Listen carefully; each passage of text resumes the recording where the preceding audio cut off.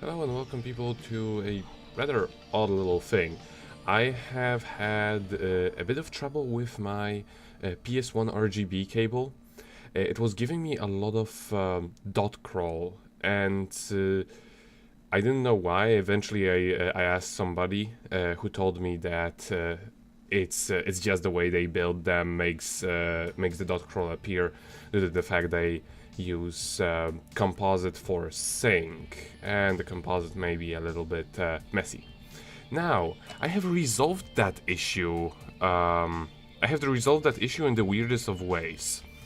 What I'm talking about now is using the DVDO vp30 with the upgrade card.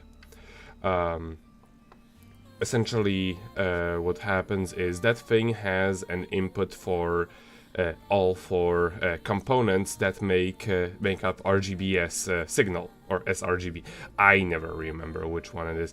The one that comes in with an RGB card. Now, I discovered by accident that if I use the component cable for the PS2 that has a composite end attached to it, I'll flash it somewhere at the screen, maybe put in as a subliminal message. It works exactly the same as an sRGB cable, for at least for DVDO 30. And it actually resolves the dot crawl issue entirely.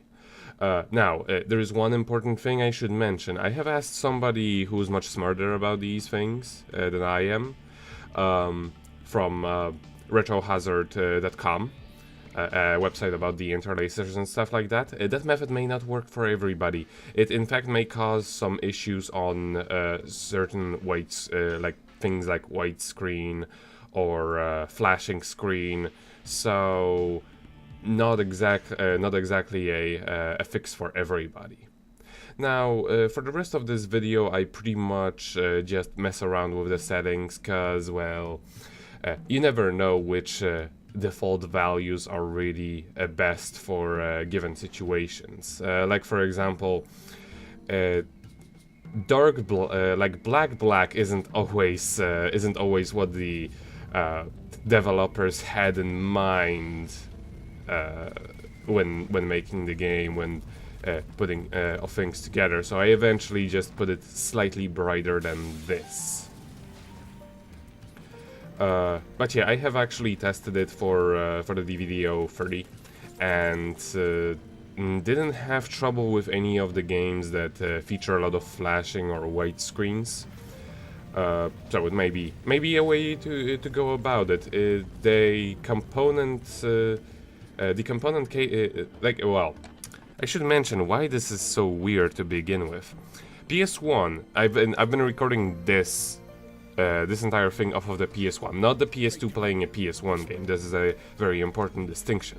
A PS1 by itself does not support component connection at all, but it just happens that the connections for the sRGB, or the SCART RGB, overlap exactly with the red cable of the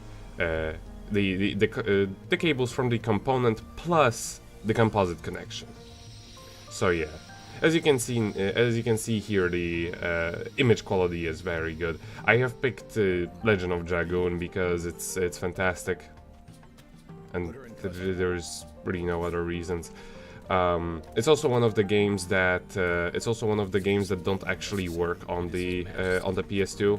Well, I mean, they work, but they will eventually die once you get to a certain point.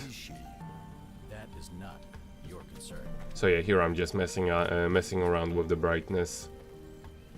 For RGB sources, I always need to keep it lower than the default value, because the default value is just way too bright, and it basically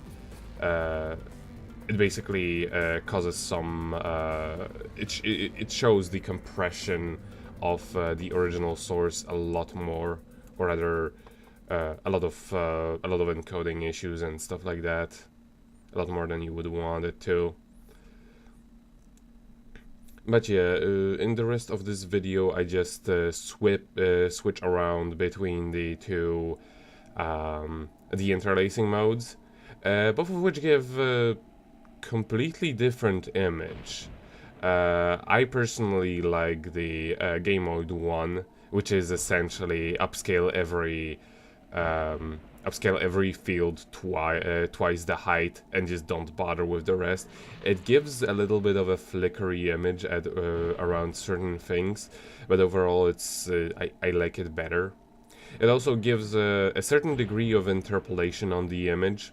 It doesn't try to make a circle out of a square, but for example, if it sees a diagonal line of pixel, it doesn't display them as stairs.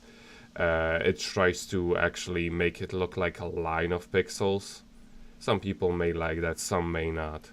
Whereas the game mode 2, as you'll see soon enough, makes everything like pinch sharp, pixel perfect.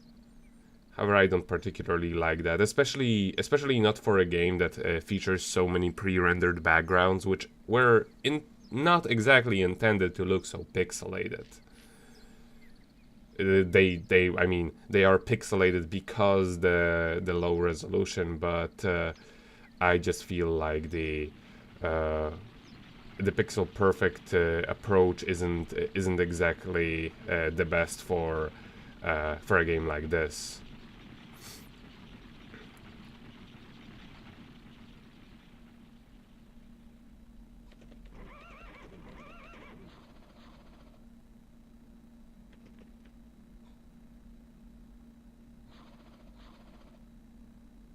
So yeah, here I pull out the options and just switch around between them. This is, if I believe correctly, yeah,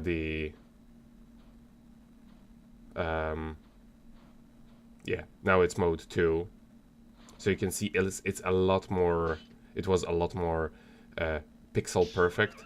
But also, if you notice correctly, in some of the later parts, whenever a text box appears, it does a very awkward sort of jump.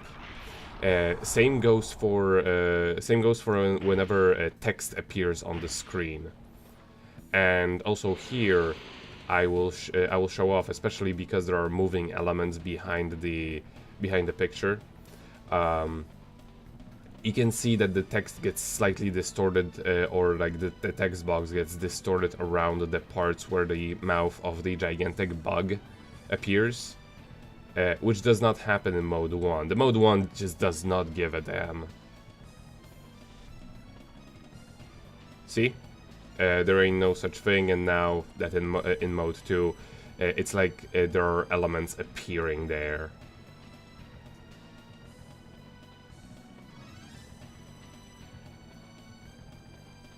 It's not really. It's mostly the problem of this part. The upgrade, the unupgraded version of this scaler does not have issues with these sorts of things.